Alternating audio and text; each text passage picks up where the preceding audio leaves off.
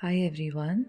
So somebody had asked about why do they keep drawing in narcissists in their life, and I know it's a common question, and there is also a tendency that you see your twin flame as a narcissist, brandish them as this, and then dismiss your twin flame because you think it's just another narcissist that you have come across. So I would like to, I have already created a podcast on this, but let us call this an updated kind of a podcast on this. Um, because the first part is new information. So, actually, if you have been drawing narcissistic people, first of all, do your research on what is narcissism. Now, there are so many videos, so watch them, understand them. Understand if you've had a difficult relationship with your mother or your father. Definitely look up, some videos about narcissistic mother, narcissistic father, so you know the core of where is it coming from. Why are you attracting something which has not been templated in your childhood? That's largely not going to be the case. If you have a template for this in the first few years of your life, as I've often spoken of, only then will you have these patterns repeat themselves. So it could be a sibling, it could be a grandparent, it could be somebody in your early life.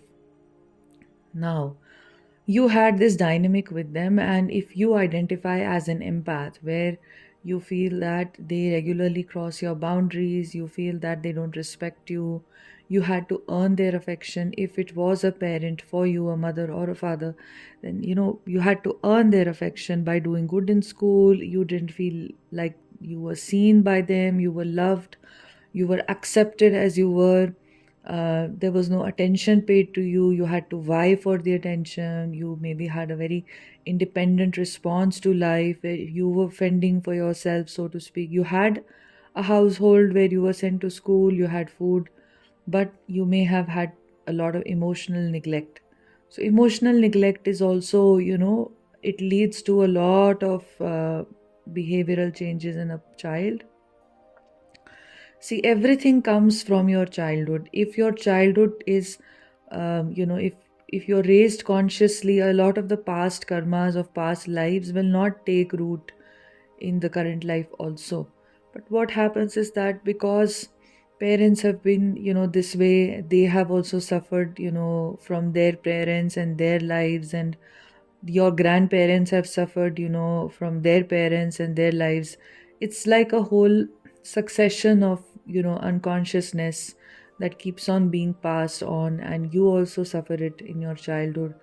And the problem is that, the good thing, or you might say the main thing, is that the soul has chosen this way of being, because the soul decides that, okay, based of all my, stock of karma, which is called the sanchita karma, I would want to experience this in this lifetime because I have to spiritually awaken. So when you experience narcissism in childhood, what it actually does is it allows you to be more open for challenges, in the future, because it makes you extremely, extremely strong as a person. In so many ways, it makes you strong, which is for another video that I will go into. But anyway, the point is that you have this experience as a child, and then this becomes your normal. Now, you are used to always having love in your life, which you have to earn. I have to prove myself. I have to be this way. I have to make this person happy. So you go into friendships like this. A lot of your best friends can be narcissists as well.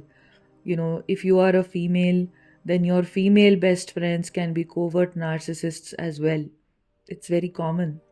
And because, you are used to that way of how you experienced your mother or, your father to be. And what will happen is that you go on to also draw in romantic partners. A large majority of them, not all, but a large majority, will be narcissistic in nature, very self centered. They do a lot of love bombing in the beginning, and they kind of use you for their entertainment. It's not just, like using does not mean physically using someone. It's also socially, like, maybe you are entertainment for them. If you are a new thing, a flashy thing, that is what they get drawn to. If you come from a certain background, you look a certain way, then that is what they treat you as a trophy. And then once they know they kind of have you in their corner, they they start discarding you in many ways. And this is what you experience as a child. So as a child, your behavior was to win their affection of your parents, that every child wants. So you'll start wanting to win affection of this narcissistic person, with whom you would have had a relationship. So this is the pattern. There would be, why is an empath drawing in a narcissist? So this is really important to understand that, of course, it is coming from your childhood, and this is the experience my soul wanted to have. Now, when will I stop drawing in narcissists in my life? When I have learned the lesson. The lesson is that I have to deeply, deeply, deeply respect myself.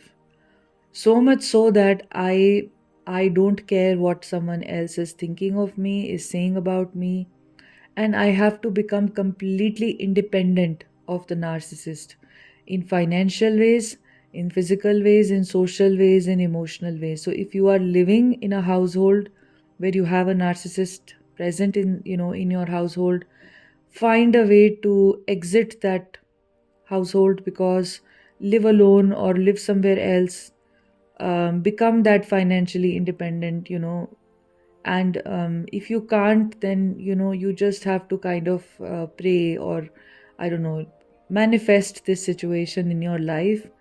um, if it is necessary for you and you are on the twin flame journey, if you're on the twin flame journey, these situations are happening to you for a reason. Like, since you have come on the journey, then there are lessons for you to learn and all of that, okay?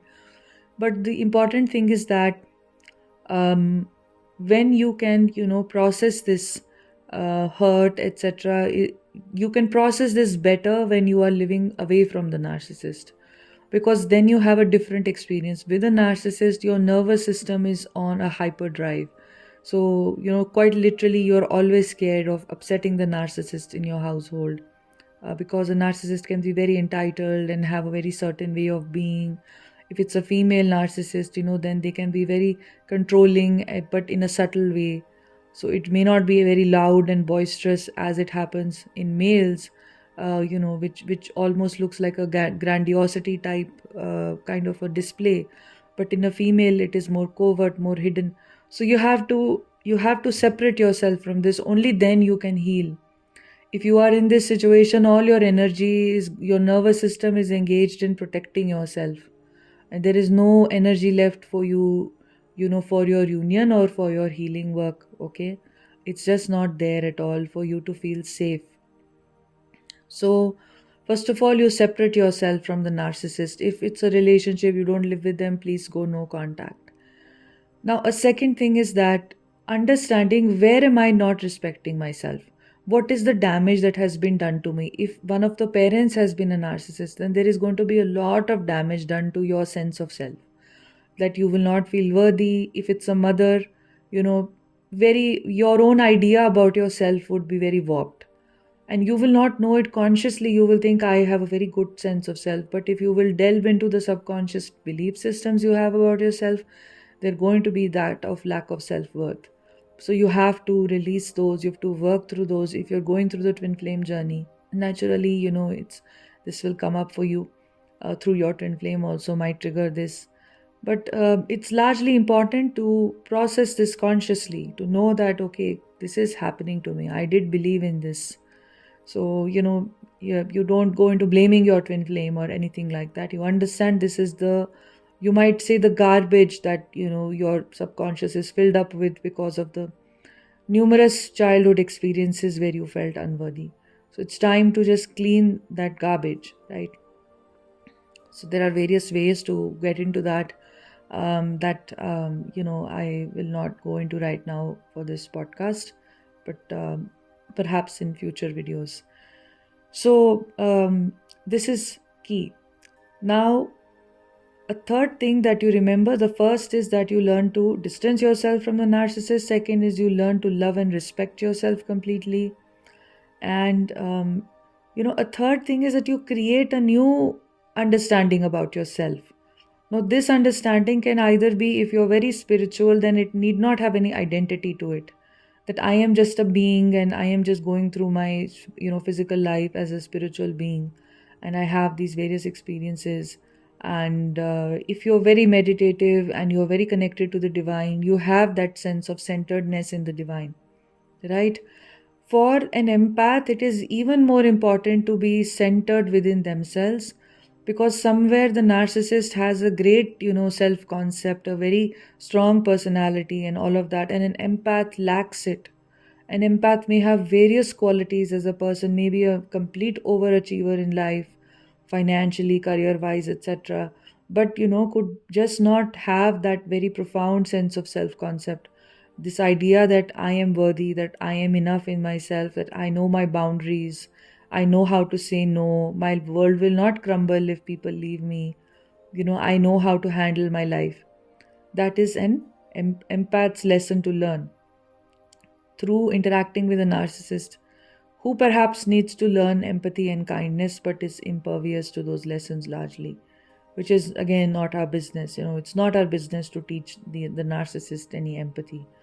Let the soul of the narcissist decide what the soul has to, what the soul is learning through this experience of being a narcissist and causing so much pain to other people.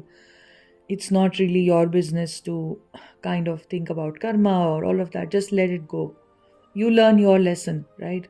So either this sense of self, if you are on the twin flame journey, I would say that do not develop another personality, which is harsh, which is strong, another defense mechanism around you. It is more important to be centered in the divine, be so centered in yourself, and be continue to be flexible and continue to be very self assured. But that self assuredness should not come from your ego, or which is always going to be a defense response to past narcissistic abuse, and it's going to frustrate you more because it will not align with your true nature of empathy and compassion.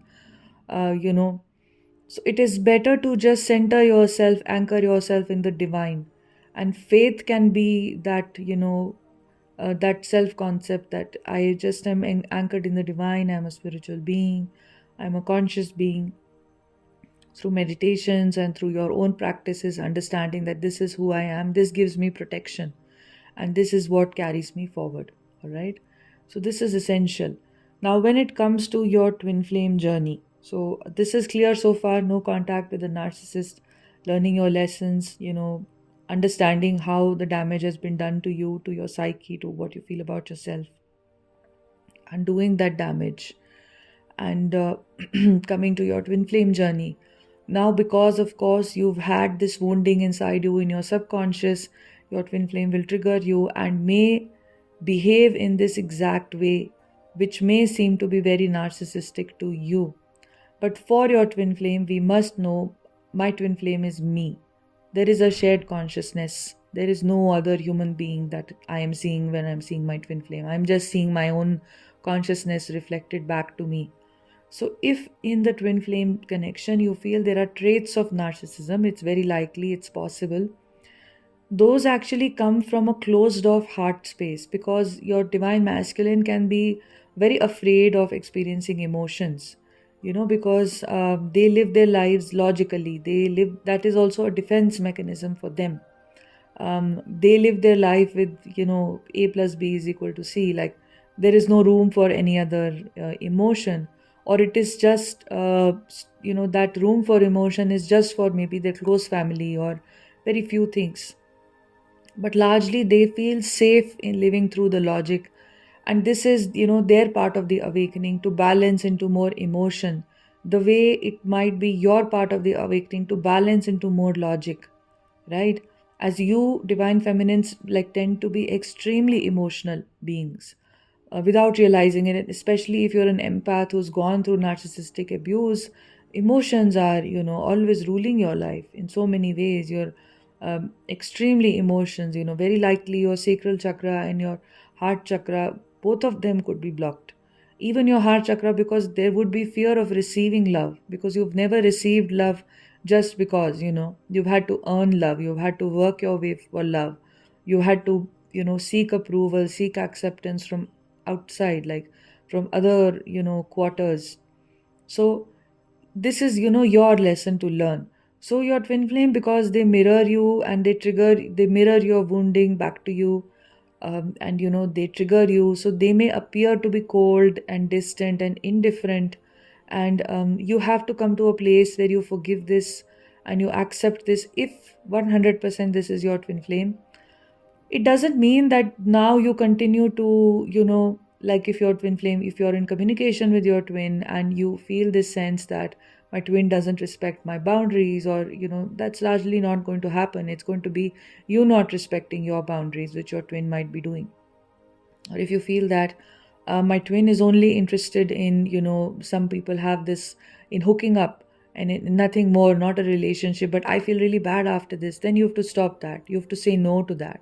You have to honor yourself as a, you have to completely 100% honor yourself. So that is the lesson for you then, right? But every dynamic is very individualistic, it's very different, it's very you will know there will be so many other undercurrents to your individual dynamic. So there is no point in going into this right now, as a common podcast.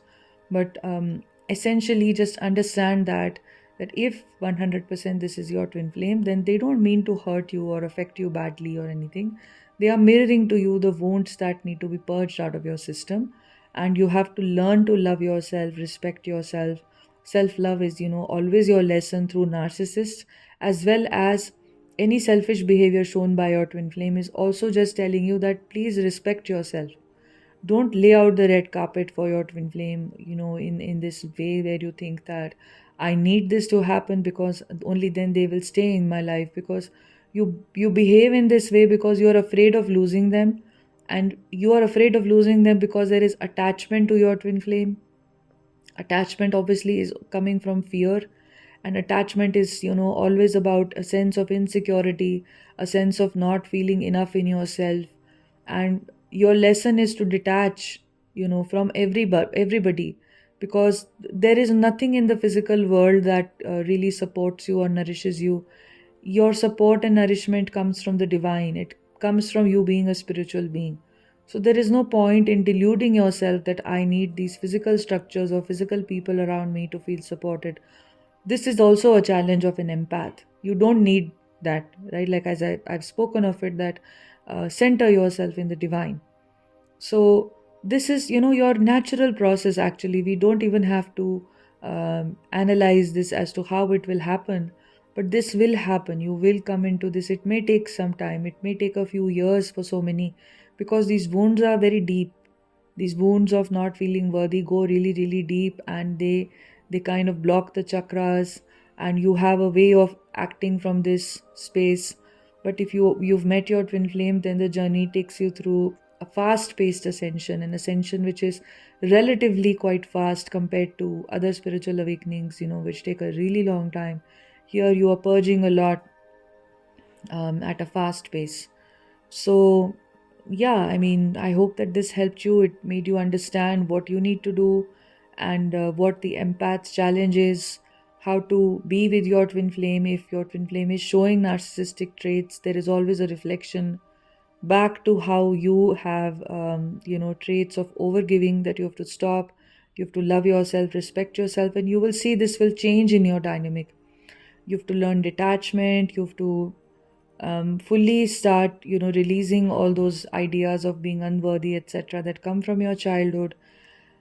You can't have, one more thing is, sometimes people are wary of looking at their parents as narcissists, which is perfectly all right, because of cultural conditioning and religious conditioning and all that, thing that no, I just have to be this way.